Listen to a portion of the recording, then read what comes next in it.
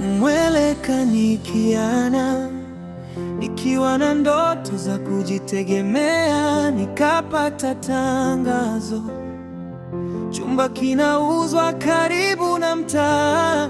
Nilipoenda kuangalia, niliona pazuri, lakini nikaingiwa na wasiwasi. Dalali alinikutanisha na siri, chumba hiki kina maumivu ya ndani. Chumba hiki kina amani ya nje, lakini ndani yake kuna maumivu yasiyoonekana. Mweleka anapiga hatua akijaribu kupona. Katika chumba hiki ndoto na maumivu vinagongana.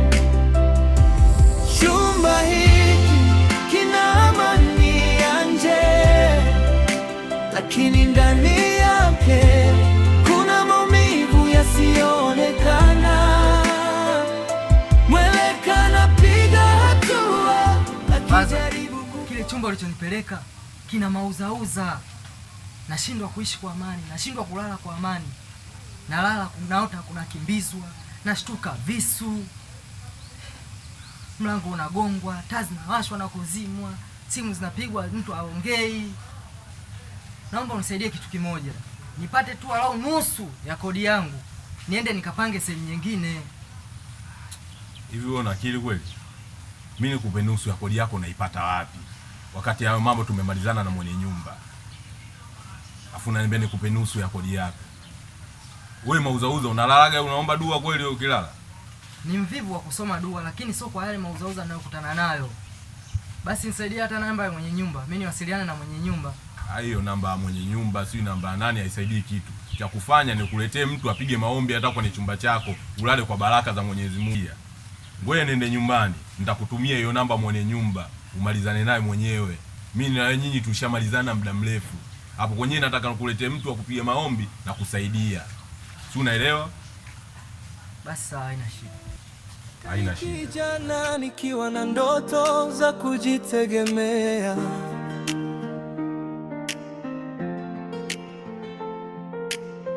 nikapata tangazo, chumba kinauzwa karibu na mtaa.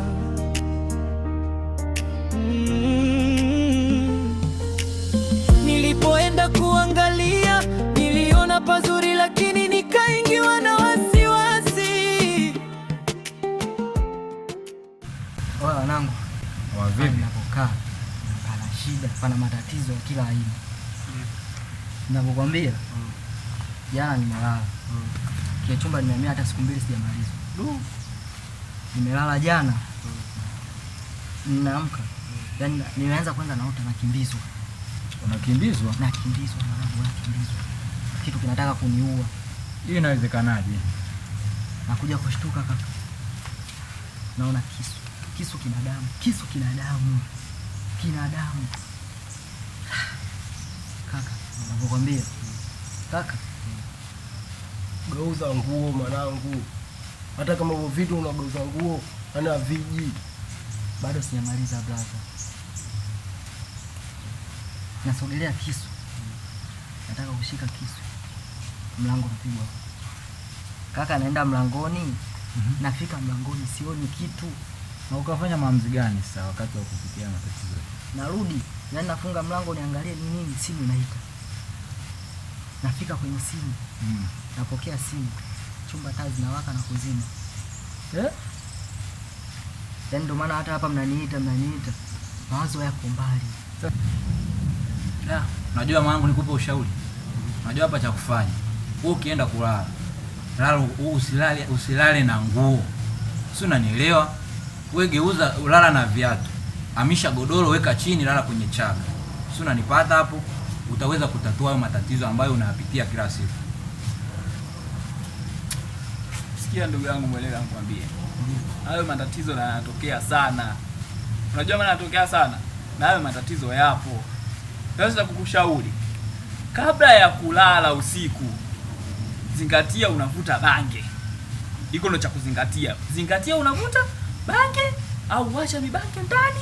Yaani hayo mauzauza yatakuwa hayapo tena. Na akija kukufuata tena, hiyo ushauri wangu sijui hata tutakuaje ndugu yangu. Ila zingatia hayo. Alafu kikishindikana hivyo, cha kukishindikana hivyo, lala uchi mwanangu. Yaani hapo mzizi wa fitina ndio utakuwa umeumaliza kabisa. Au ikishindikana, ushauri mwingine ambao nakupatia, si unanielewa? Wewe nunua udi, washa kwenye chumba chako kabla hujalala. Wewe ukifuatilia tu huo ushauri, yaani utakuwa umemaliza matatizo ambayo yanakuzunguka mwanangu. Huo ndio ushauri tulionao.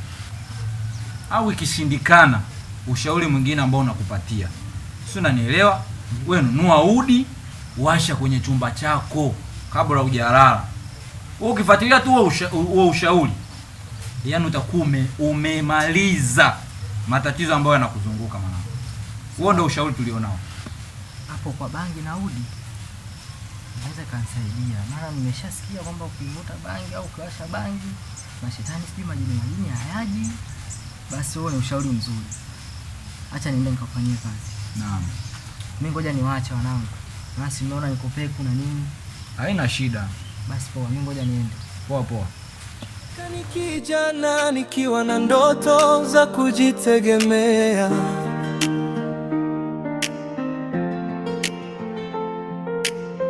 nikapata tangazo, chumba kinauzwa karibu na mtaa.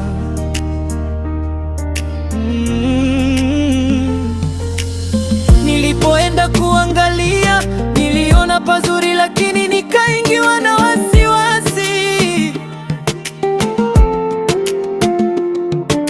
Dalali alinikutanisha na siri, chumba hiki kina maumivu ya ndani.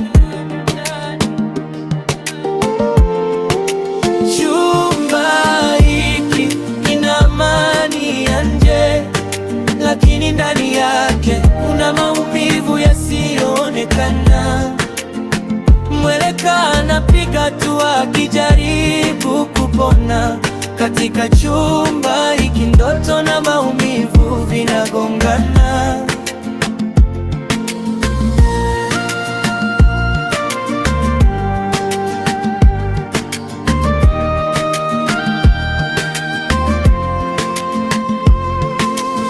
Siku baada ya siku, nikiwa ndani ya ukimya, Mweleka anaanza kuona kuna siri ndani ya kila kona. Kila mlango unafunguka, lakini roho inabaki kufunga. Ni kuna kitu mwanangu, nikiona sababu mwanetu hapa amekuja ana mitani, ila sema nini? Tufanye mpango tuwe nini kwa mganga. Mwanetu ana shida na usiku halali. Eti wewe mwanangu, swala la mganga unalionaje? Mwanangu, swala la mganga mimi siliamini hata kidogo yani. Kwanza mambo ya kishirikina ya kwenda kwa waganga, sishughulikagi kabisa. Sasa cha msingi mwanangu, sio hata tufanyeje mwanangu. Unajua nini mwanangu? Kuna mwanangu namjua fulani hivi anaweza akatusaidia kumpata mchungaji ambaye atatusaidia kutatua matatizo ya mwanetu alionayo. Si unanielewa? Sasa mimi cha kufanya, mimi hata nikafuatilie afu then mimi nitawageia feedback nini kitakachoendelea ili tuweze kumsaidia. Baridi mwanangu. Ila hapo umeongea pointi. Cha msingi ni hicho cha kuzingatia. Wewe sasa hapo sisi tunakutegemea wewe. Fanya hilo jambo. Mimi hata nifanye hivyo. Baridi mwanangu. Fresh. Si hapo wenyewe tunaingia mtaani. Mwanangu, kwa nini sisi tunaondoka tu? Usichelewe sasa mwanangu. Wewe kama umepata majibu, leo tuambie sababu yule mwanetu. Poa.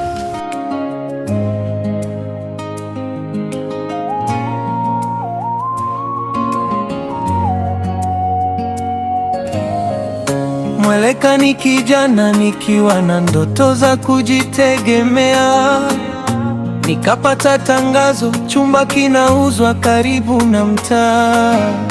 Nilipoenda kuangalia niliona pazuri, lakini nikaingiwa na wasiwasi. Dalali alinikutanisha na siri, chumba hiki kina maumivu ya ndani. Chumba hiki kina amani ya nje, lakini ndani yake kuna maumivu yasiyoonekana. Mweleka anapiga hatua akijaribu kupona katika